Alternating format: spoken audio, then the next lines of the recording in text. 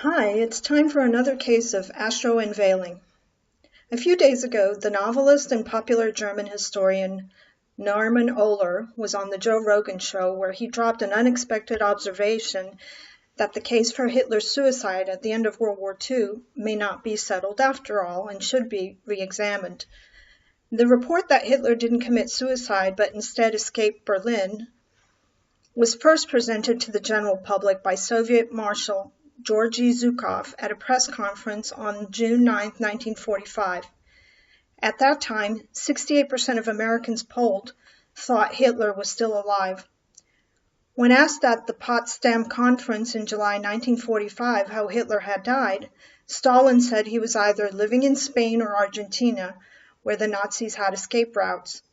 In July 1945, British newspapers repeated comments from the Soviet officer that a charred body discovered by the Soviets was a very poor double. American newspapers also repeated quotes that Hitler had gone into hiding somewhere in Europe. In October 1945, a French newspaper quoted the Nazi ambassador to Vichy, France, during World War II as saying that Hitler was not dead.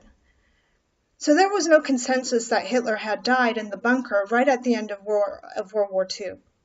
More recent declassified files, including some from the CIA, also renewed interest in the possibility of Hitler having escaped to South America at the end of the war.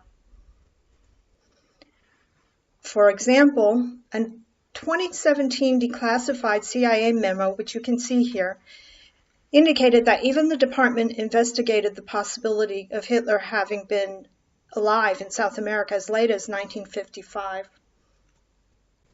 Here's a picture that's attached to the CIA memo. In May of this year, Argentina announced that they had uncovered 83 boxes of secret Nazi documents seized during World War II in the basement of that country's Supreme Court building. Court officials said the documents consisted of stacks of Nazi papers, including material, quote, intended to consolidate and propagate Adolf Hitler's ideology in Argentina. The pot has been stirred enough to warrant a look at the case with fresh eyes. We've also been working on a German show in our Astro movie review series, so we might as well stay on a Teutonic theme.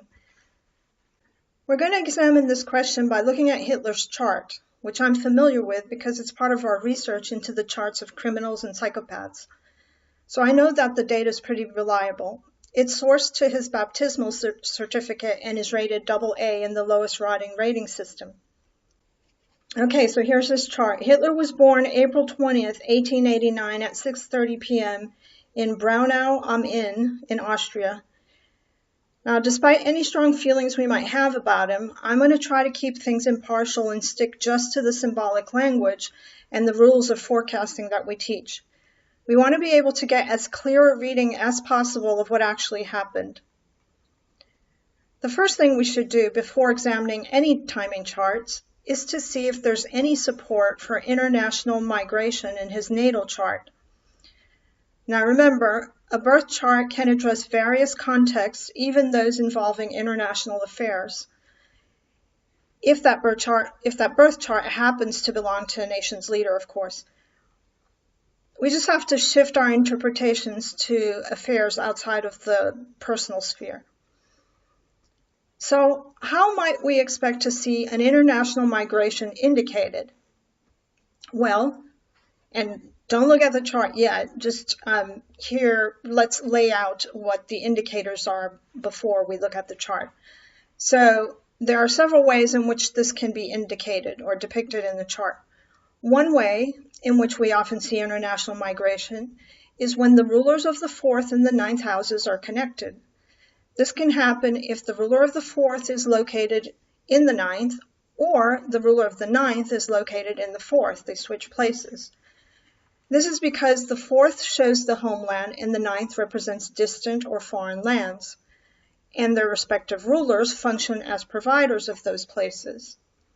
A connection can also occur if the rulers of the 4th and the 9th are the same planet.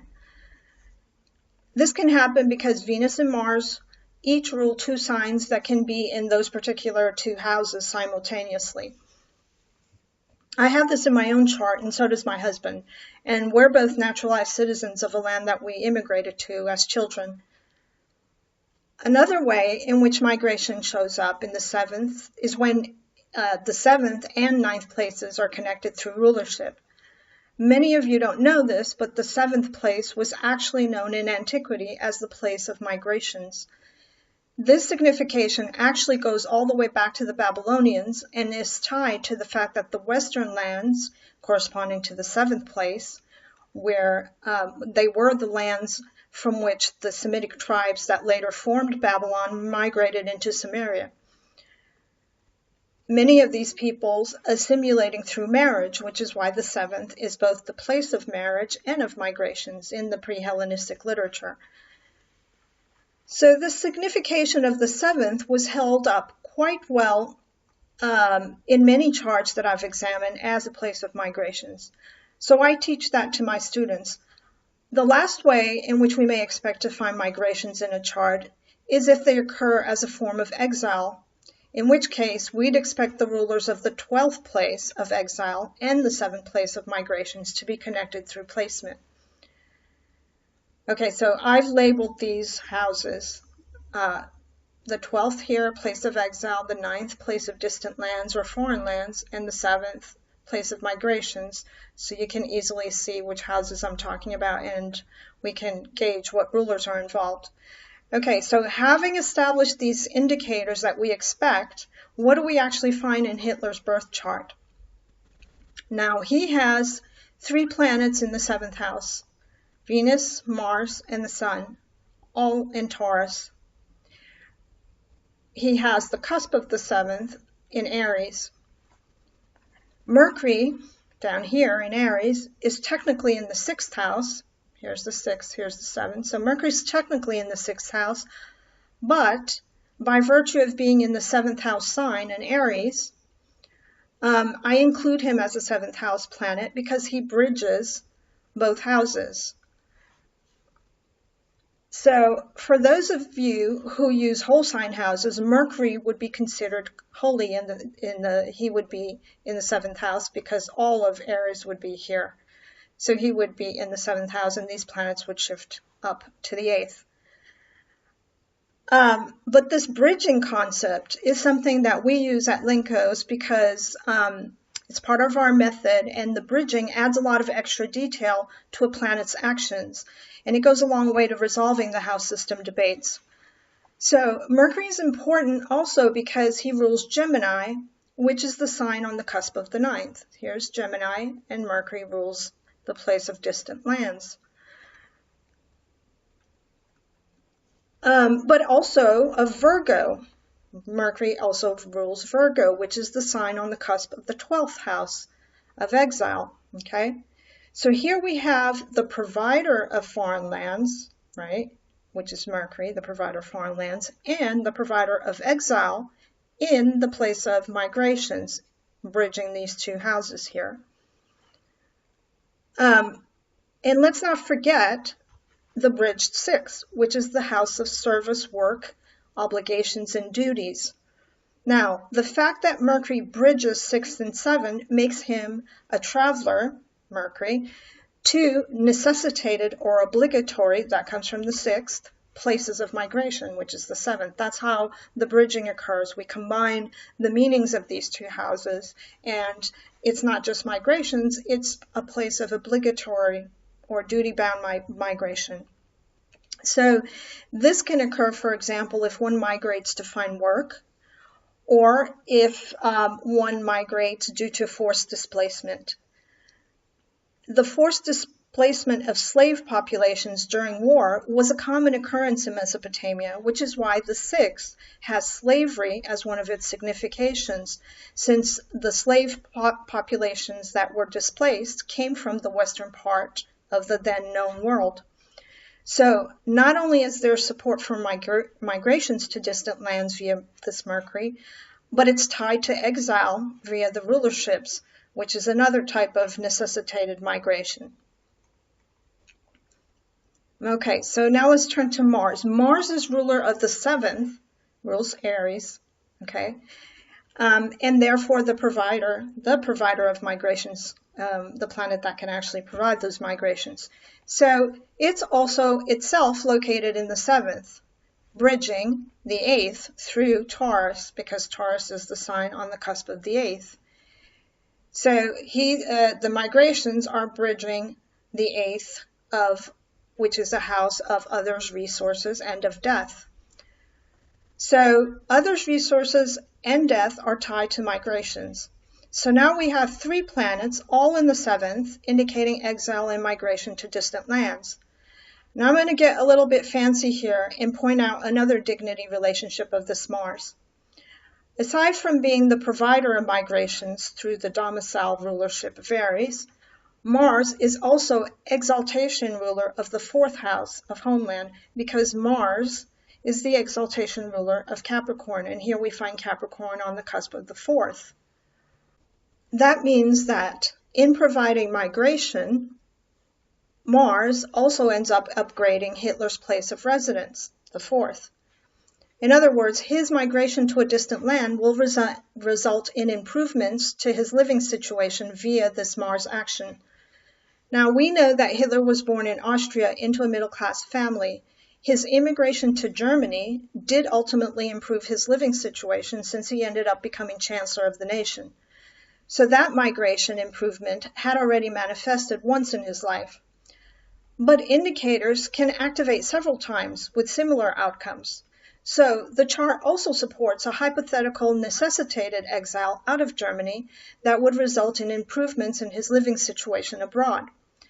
Since Mars is a planet of separation, war, and here the provider of open enemies as ruler of the 7th, which is another signification of that 7th house, we can see that war, Mars, would be the logical reason for an exile. Okay, so now let's get back to this Mercury again.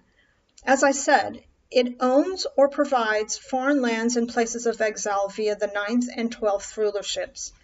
So by negotiating and communicating, which is what Mercury does, about the necessities of war, because we're talking about these 2 houses bridged here, Mercury can thus provide foreign exile. The 12th is also the place of secrets and things that are hidden. So the 7th is open enemies, the 12th is hidden enemies. It seems to me that in order for Hitler to have escaped, especially if he went to South America, as some people contend, he would have needed a lot of logistical help from other countries. So this would be indicated by Mercury's action as provider of secrets. If you notice, it's placed in Aries, which indicates a need to start over, a new beginning, in the place of open adversaries, the 7th, but also of partners. So how do we square the 7th being both open enemies and partners or collaborators? Well, in the same way that the 7th can be a marriage partner, but also a person who is suing you in a lawsuit, right? The 7th place is actually the container. That's what houses are. They're containers for multiple relationships that one faces in any significant dyad. So in that house, we'd find his enemies like the Soviet Union and the Allied nations, but also any nation who could have collaborated as a partner in his exile. During World War II, the rat lines were systems of escape routes used by Nazis and other fascists to flee Europe. There were 2 primary routes developed independently, but their operators eventually collaborated. The first went from Germany to Spain, then to Argentina. The second went from Germany to Rome, then Genoa, and finally South America. So these escape routes led to Nazi havens in all of South America, but particularly Argentina. In addition, according to Operation Paperclip, 1,600 documented German scientists were recruited after the war to work for the U.S. government, many of them members of the Nazi Party. So there is also a history of Nazi scientists migrating to the US, although the US was not one of the established rat lines used during the war. But because of these two facts, I was also interested in seeing where particular asteroids named after these nations were located in Hitler's chart. You can see them labeled in this chart. The first is the asteroid Roma, or Rome, which I used in place of the Vatican, who we know was one of the rat lines. Rome was when he was born, was at 11 Aquarius. Here's the asteroid ROM 11 Aquarius when Hitler was born. And so it falls in his fourth house of residence and homeland, this place here. Certainly, Italy under Mussolini was a member of the Axis family. So one could argue that the fourth fits in a more nationalistic sense. It could also suggest that Rome was involved in his escape, since an escape was to a new place of residence. But by itself, this asteroid placement is not enough of an indicator. Okay, so there is no asteroid called USA, but there is an asteroid named America. And when he was born, it's located at 8 Sagittarius in his natal second house of resources and money. Here I've labeled it AME 08 degrees Sagittarius, and the second house being a house of money. Through Anthony Sutton's book called Wall Street and the Rise of Hitler, we know now that many American bankers and industrialists funded Hitler's political rise and his war machine. Anthony Sutton is not a conspiracy theorist. He was an academic historian with a distinguished career at California State, Stanford, and the Hoover Institute. So this asteroid named America would also, of course, apply to South America, if indeed he ended up there. But let's continue because these placements don't yet tell us anything. They have to be activated. So the last asteroid is one named Argentina, which falls at 22 Gemini in his natal 8th house, bridging with the 9th. Here it is in Gemini, 22 ARG, together with these other Gemini planets, Pluto and Neptune. This indicates that resources in foreign lands, 8 and 9 bridged, would be tied to Argentina. It's interesting to me that he has Gemini on this cusp, given that the dual nature of the two rat lines that led so many Nazis abroad, many of which went to Argentina, and which could very well have led him to Argentina with this asteroid placement. Okay, so those are the natal indicators. Let's now turn to timing, which is where we might see these asteroids and planets activated if they were active at the time. So there are 3 timing methods that we want to look at in order to examine whether Hitler might have died in the bunker in 1945 or fled into exile abroad. The first of these is the turning method of timing the life. Now, this method is a method I developed some years ago and use as the uppermost level for outlining the life. It's been shown to be highly effective at capturing the most significant changes in a person's life.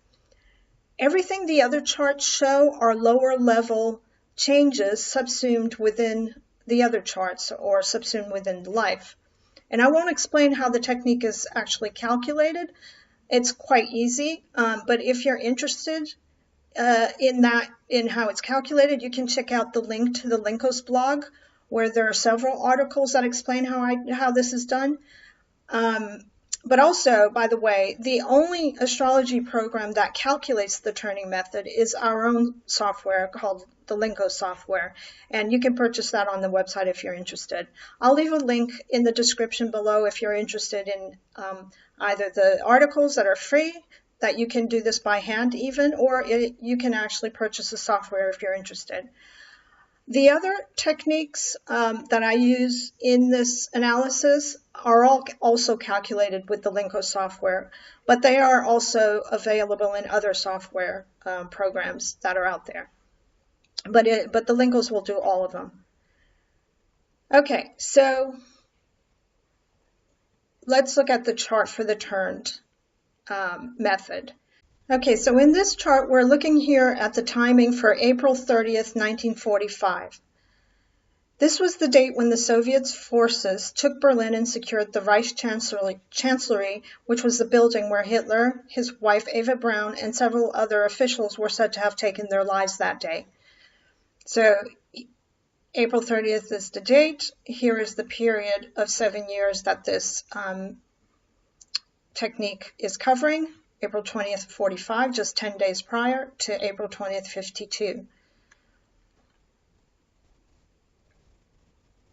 So in this method, the chart actually turns 7-year increments. All the periods last 7 years. So he had just turned 56 on April 20th. So the ascendant of the turn chart had just come to the cusp of the 9th house in Gemini. So here's Gemini, and it turned and came, and here's in the turn chart we see that it came to the ascendant. So Gemini is highlighted in green here as the terrestrial ascendant. It's called an NTA in our system. Here is the terrestrial sign highlighted here. And this, of course, is the place, the 9th, is the place of foreign lands. Now, there are no repeating cycles in this method, so you get only one passage through each sign and house in your life. So the terrestrial passage through this 9th house began 10 days before the Soviets took Berlin, right? 10 days before in that 7-year period. Had just begun. So that's rather amazing given what we've already looked at natally about his Gemini rulership and the fact that it will be in his house for 7 years.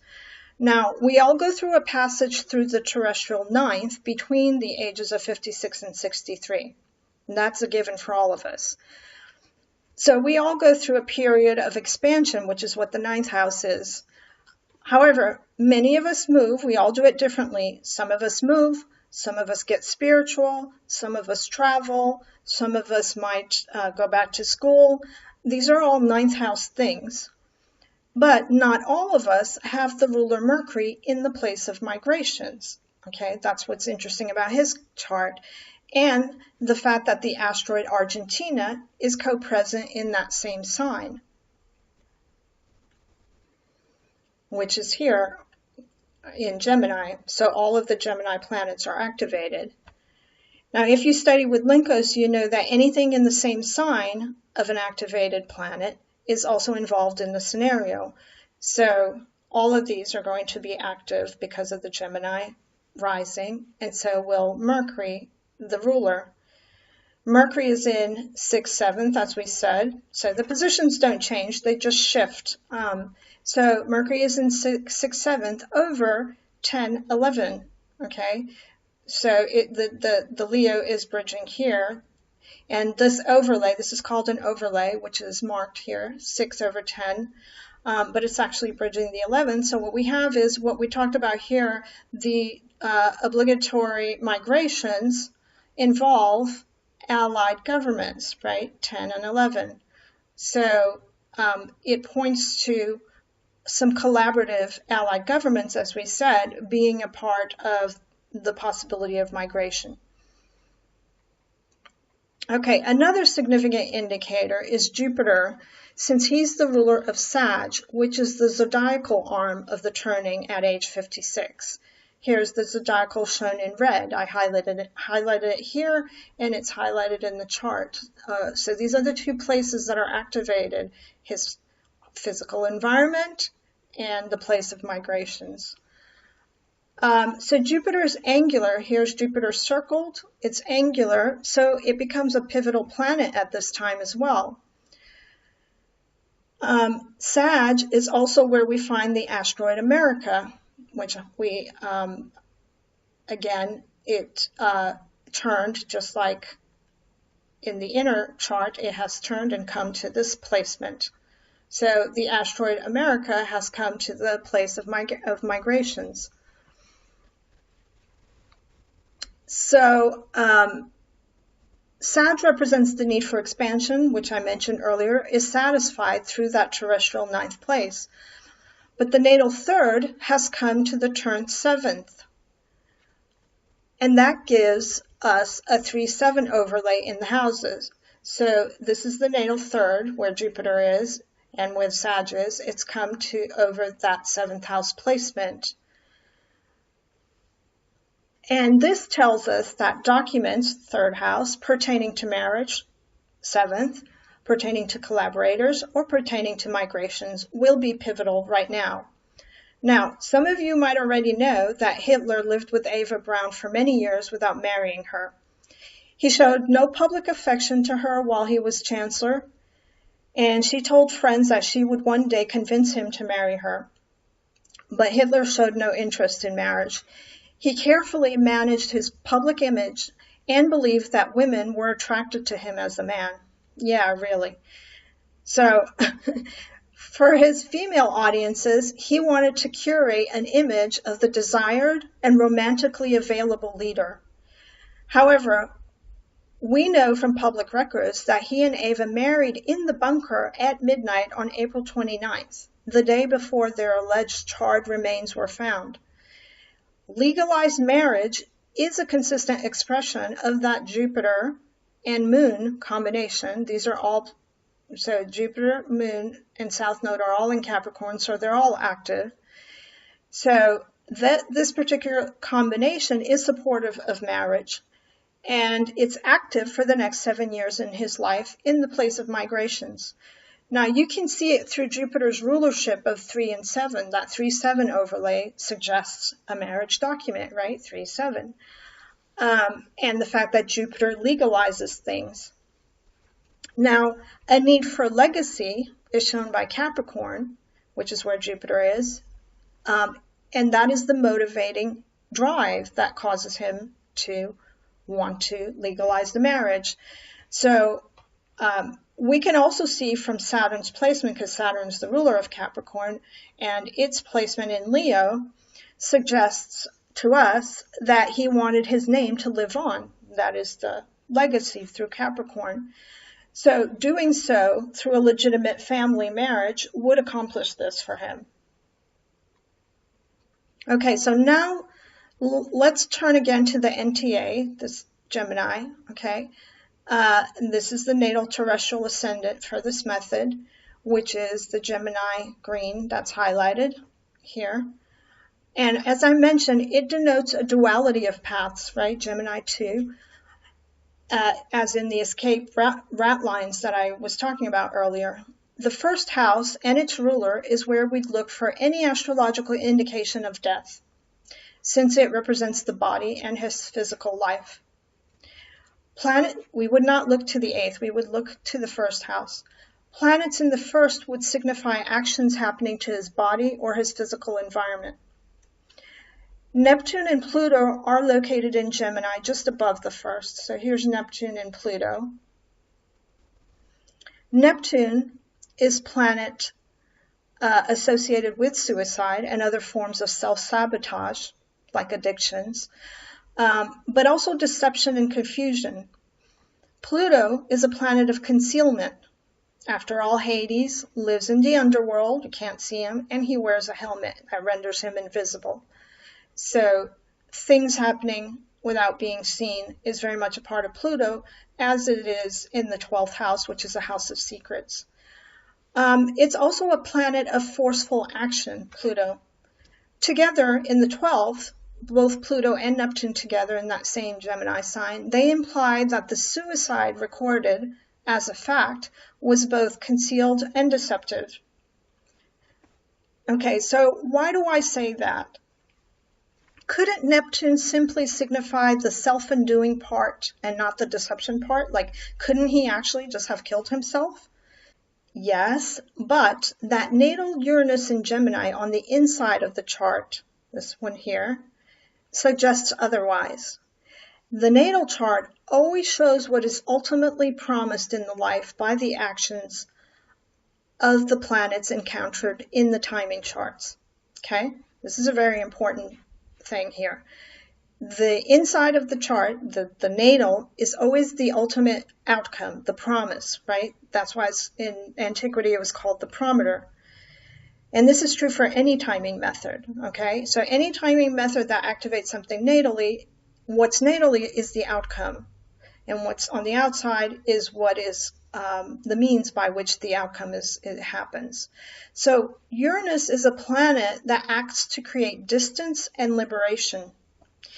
It's the opposite of Saturn in many ways.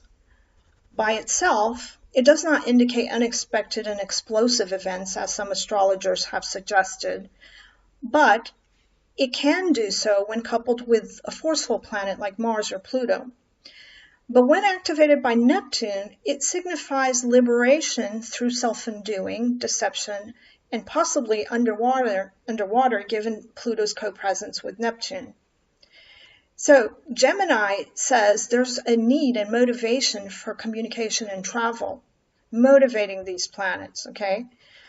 So the bridging of the 12th with the 1st through those Gemini planets speaks to deceptive self-undoing that results in a liberation, the inside part here, in a liberation in a place of exile, not by actual death.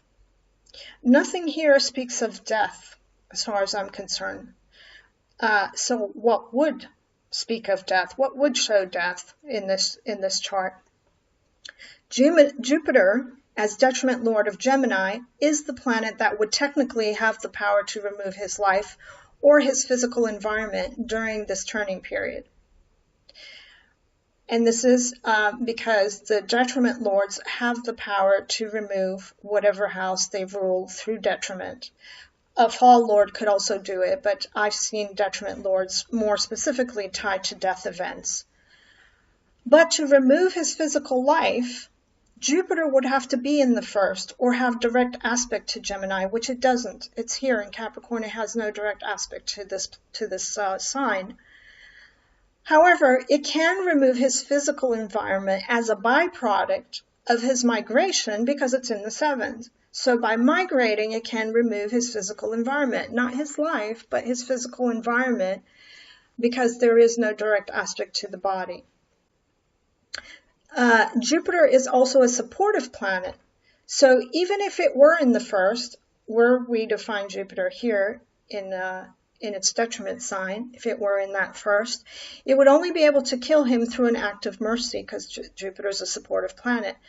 But as ruler of 10 and 7, because it rules Pisces and it rules Sag, it represents other governments and leaders who are helping him, particularly on the American continents because of the co-presence of this asteroid in Sag. What about direction? Can we tell direction, which direction he went to through the chart? It's usually the cardinal direction of the domicile ruler of the ascendant that indicates any geographical directions we might undergo during that period. Mercury is in the southern part of the chart, but in an eastern sign. But the ascendant is at ending degrees. So if Hitler were to go to the southeast, which indicated by Mercury, he would not be there for more than a year, since the ascendant changes signs in early 1946, making the moon the better indicator of direction because the next sign to rise would be Cancer. That would be the next NTA. And the moon is next to Jupiter, which, as I said, has the power to remove the physical environment. So both Moon and Jupiter are in the western sky and in the southern sign of Capricorn here. So this is the western part of the chart, and the Capricorn indicates a southern sign, so southwest. So his likely permanent direction would probably be to the southwest of Germany, which is consistent with the America asteroid if we are speaking of South America. The moon rules the 10-2 overlay here through Cancer. Here's the 10-2 overlay. So the moon provides the regime's finances, 10/2, right? Government's money, that are being received, which is what the moon does, through the lunar action, through a collaborator's documents, because the moon here is in the documents 3-7. We have some evidence that this moon might represent Hitler's personal assistant, Martin Bormann, who, it is alleged, organized Hitler's escape and transferred much of Germany's money to Argentina. The last thing I want to point out is that Mercury is also the ruler of the solar arm of the triquetra, that is, of the yellow sign highlighted in the chart, which is Virgo. So here's the solar arm. Here it is. These are the three most important signs for this period, which is why they're highlighted in this timing method. They're called the triquetra, three signs. So Mercury rules the solar arm of the triquetra, and this arm tells us which area of his life Hitler must make a decision about. All solar things are about decision making during this period. So in 12.4, which is what this overlay is, 12.4, right? The 12 come to the 4th, 12 being exile, 4 being homeland. It specifically tells us, literally, that Hitler must select where to move geographically into exile. That's exactly what that synodic placement tells us. Now, this sign and house only activated in April of 1945. So it's not like it applied to the countries he was invading. So we can't say 12.4 applies to his invasions because it only became the active sign on 10 days prior to this. So it's about the need to make improvements in where to live in the next 7 years, improvements coming from the Virgo. And the ruler Mercury rules both the 4th of geography and the 1st of his physical environment through his signs. So again, Mercury is in Aries, right, which is a sign of fresh starts and new beginnings. So the turning, this whole method here, is very supportive of the likelihood of exile into South America and not very supportive of suicide in the bunker.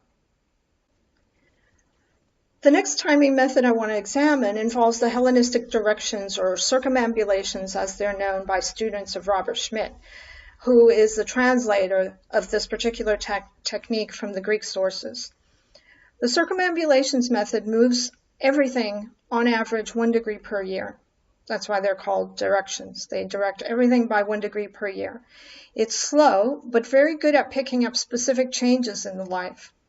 I won't go into what differentiates this method from other timing methods, although it's an important question that I always talk about with students, but we're working on a forecasting course that will be available later in the year where you can learn about all these methods and how to use them in your own work and how to differentiate one from another. So here is the biwheel for the Hellenistic directions for April, again, same date, April 30th, 1945. And the first thing we look at is the ascendant. We always look at ascendants first, okay? And this ascendant has come to 8 degrees of Sag on April 30th, 1945. Do you see where it's come to natally? Okay, exactly. It's come to the exact degree of the asteroid America. An ascendant here tells us the continent of America will be his physical environment this year. If I had to point to an astrological smoking gun that resolves the mystery of Hitler's escape, this would definitely be it. But we're collecting a preponderance of evidence, so let's continue. Jupiter, which is the ruler of Sag, is in Aries, okay, and it's in a 6, here's 6th house, and in the 4th, so we have a 6-4 overlay. This points to expansions over land through work, okay? So 6-4, fueled by the actions of Jupiter, Jupiter's always positive thinking, okay? It's expansive and positive thinking. So this particular placement can account for his ambitious land grabs that began when his Jupiter entered the 6th house, which was, if we time it back to when Jupiter entered this house, it was in early 1940, just as the war had started. So this applies not just to migration, but it applies to his taking lands by being chancellor. His work, right? His work involves taking lands and his positive, ambitious ideas around that. A little bit later, in December of 44, that directed Uranus here had entered Sag at 0. This was before this date, so a little earlier, 1944, late December. It had come to an inconjunct with natal Sun, so it had entered 0 degrees and come to an inconjunct with the Sun and Neptune, because they're both at 0 degrees. The inconjunct is with the Sun. With Neptune, it's at an opposition. So that activation probably indicated the month, that December 1944, when he made a decision about his escape. And I say this because the planet of liberation, Uranus, okay, is aspecting the planet of decisions, the Sun. It makes sense that Hitler would have contemplated an escape plan at this time, because by then, December 44 is an important month. By then, the Eastern Front had already been virtually lost because the Soviets defeated him in Stalingrad and Kursk the summer before. After those two battles, Hitler knew there was nothing else to be gained in the East. And one of the officials who allegedly escaped with him to Argentina actually confirmed this in an interview, said that he knew by then it was too late on the Eastern Front. So he had one last hope in the war in December of 1904, which was a plan for a massive counteroffensive on the Western Front against the American army. That directed Uranus, having just entered the same sign as America, right, having just entered Sag, where we find the asteroid America, ties the idea of liberation to America, which is what he was thinking, right? And applies in Hitler's hopes for that massive offensive, which came to be known in history as the Battle of the Bulge. But by January of 45, it was very short-lived, Hitler had lost to the joint American and British forces. Hitler's generals considered the plan ill-advised, and although Hitler was stubborn and went ahead with it anyway, he would have been smart enough to come up with an escape plan if this strategy failed, which is why I, kind of bring it up, because it does seem to indicate a strategy of escape, the liberation, even if that planned liberation attempt doesn't occur. So we can see his escape plan being put into place in the months to come through the approaching inconjunct of Saturn to Mercury. So Saturn, it hasn't yet, it's at 25.0, and here Mercury's at 25.40. So in the coming months, he would have put this planning. Mercury, we know, is tied to migrations abroad because of what we've been talking about. So this inconjunct here would have been the plans for his escape that came from this defeat. It's also worth noting that the directed asteroid Argentina, which is here, I've labeled it, Argentina directed to 9 degrees of Leo. So that asteroid has come to a semi-sextile with directed Sun here. So these are two directed planets, and they're forming a semi-sextile, and they're both at 9 degrees. So this refers to decisions involving resources abroad in Argentina.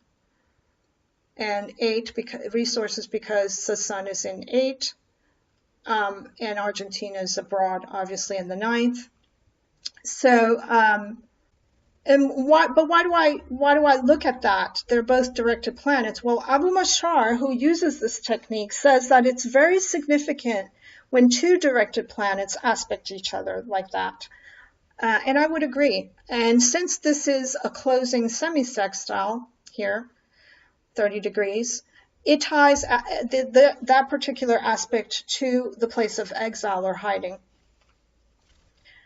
Now, the last relevant aspect is a trine from directed asteroid America to natal Pluto. So here's directed asteroid America at 4 degrees Aquarius, and it's forming a trine to Pluto at 4 degrees, also in Gemini, in bridging to the 9th. Again, it emphasizes that covert nature of the proceedings having to do with land, particularly financial aspects of migrating because of the 2 overlay to the 4th. So the resources in other lands. Okay, so, and I've highlighted all the relevant aspects here so you can see. So there's now so much astrological evidence that we almost don't need to look at transits, but let's look at them anyway. We always look at transits last because, like I said, this is a hierarchy, and we always go from the most pivotal and significant aspects in the other techniques, and then the transits are mere triggers of all of that. So we always start with natal because the natal is what tells us what's promised. I want to look at just the slow transits and the asteroids for the countries. They're also slow that we've been examining. The faster transits are too frequent to show anything very lasting, so we want to look at the slow ones. Okay, so here are the transits. This chart, again, same date, April 30th, 1945, is the day Berlin was taken by the Soviets. The asteroid Argentina is now transiting 0 Gemini. So here is the asteroid Argentina, 0 Gemini, and activating natal Neptune and the Sun. Okay, so it indicates a decision, Sun, about migration, 7th house, and the surrender of resources, Neptune, is triggered by an opportunity from Argentina. The transiting Neptune trine Pluto, here's transiting Neptune activating Pluto, says a forced and secretive acquiescence to others' resources, that comes from Pluto, abroad, others' resources abroad because of that bridging, is promised by surrendering his imprisoning environment, surrender being from Neptune, and the imprisoning environment coming from the 12th. Now, it sounds a little odd the way I phrased it, but this is how we translate astrological sentences with our language models. And you can see that what it means is that the opportunity for a secret surrender allows him to avoid capture, which is exactly what he did. This transit would have been operating a few days prior, so he would have known by the events on the battlefield weeks before that he had to give up his homeland to survive. Lastly, transiting Uranus in the 8th is forming a trine to the asteroid Rome in the 4th. So here's Uranus transiting its trine, Rome here in the 4th of geography and residence. So this indicates a liberation from death, here's Uranus over the 8th, through Rome. There are 2 significant transits going through Gemini in the 8th. Uranus and the asteroid Argentina. Uranus and Argentina are going through his 8th of Gemini. Now you might wonder why we're not reading his death in that transit, right? Why aren't we reading his death? Because the 8th is the house of death, and it is, in the activation of that house. Well, there are several reasons. First, one's own death is rarely shown in the 8th. The death, as I said, shows up through the detriment lord of the ascendant. And the 8th is about our experience of other people's deaths. So this is why, things like inheritances show up there, or insurance, life insurance, other kinds of insurance, but basically other people's and obsessions. And we often are obsessed about our own death. So all of that shows up in the 8th, but not our own physical death. It's a more of the experience of death mentally in the 8th. Second, Uranus, as I said before, is a liberating planet. While Neptune and Pluto can signify suicide, as I mentioned, as we saw in the directions, they're not occurring They're not corrupting either of his lights. So, these two planets are not corrupting his lights in this natal chart, either here or in the directions. And because of Mercury's disposition in the chart, they appear more like a deception about suicide due to a communication from collaborators than an actual suicide. For death to have been possible in the transit, it would have to have been shown in the turning, which we looked at. And as we saw, there was nothing there indicating death. In 2011, the book titled Grey Wolf, The Escape of Adolf Hitler was published. This book was later made into a docudrama maybe 2 or 3 years later. I don't remember the exact date. But the allegations in it are based upon the work of an Argentinian journalist named Abel Basti that authors Simon Dustin and Gerard Williams here supposedly plagiarized from his work. And there was some controversy about, these authors having taken the work by this Argentinian journalist that actually did the interviews that show up in the story, in the docudrama, and in the book.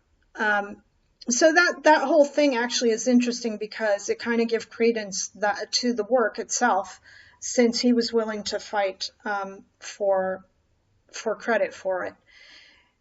So in this book, the authors argue that Hitler did not die in the bunker in 1945, but escaped by U-boat with his wife Eva, her brother-in-law, who was also supposed to have died in the bunker just the day before. Not in the bunker, but escaping from it. And several other Nazi officials that went to the town of Bariloche in Patagonia in Argentina. So they know where exactly he went to. Based largely upon eyewitness testimony over several years, it was argued that Hitler's escape was organized by Martin Bormann, who was Hitler's personal secretary and head of the Chancellery in Berlin. Now, he shows up in Hitler's turn chart as the moon, which I pointed out earlier. Bormann, and I say this because of what the moon was doing and what Bormann is supposed to have done, he posed as a businessman in Buenos Aires, supposedly also fleeing Germany and transferring with him huge amounts of stolen German money from the national coffers. So it was argued that the Nazis hoped to restart the Third Reich in South America and chose Argentina because they had the largest concentration of Nazi sympathizers and party members outside of Germany. Allegedly, the exiled Nazis were also aided and abetted by the Juan Perón government, at least until Juan Perón was deposed in 1955. Okay, so there you have it. I feel there is enough evidence to support Abel Basti's thesis that Hitler indeed fled to Argentina at the end of World War II. According to Basti, Hitler died in 1962 at the age of 73. And if we turn the chart to that age, and we can do that, I don't have that chart turned here, but we can look at it here in this one here. If we were to turn the chart to the age that he supposedly died at, 73, it places the detriment lord of the ascendant in the first, which I argued earlier appears as an indicator of death in many charts. So if we turn the chart, the turn chart would have come to Leo at 73. You do the math and you can see that it does. It comes to Leo, and the detriment ruler of Leo is Saturn. So this is one of the indicators that I mentioned is an indicator of death, and appears so in a lot of the turn charts that I have looked at. So the detriment ruler happened to be Saturn, which is the domicile ruler of his sixth house at that age. So assuming this is the ascendant, the sixth would be Capricorn here, and so it would be the ruler, the detriment ruler here, and the sixth of Aquarius, and the ruler of Capricorn of the sixth house of illness, right? So it would have indicated a death through illness. And that's precisely how Basti claims Hitler died. He died, he had dementia, and he had several other illnesses that killed him at age 73. So, yeah, I mean, there's a lot of evidence here that points to there being some credence to this theory. Okay, if you've enjoyed this analysis and want to support this series, please leave a like and subscribe. If you're interested in more astrology like this, feel free to visit our website, participate in our forums. You don't have to be a student to do that, or share our work on social media. We would absolutely appreciate that. Also, leave us suggestions for future charts you want me to look at. Thank you.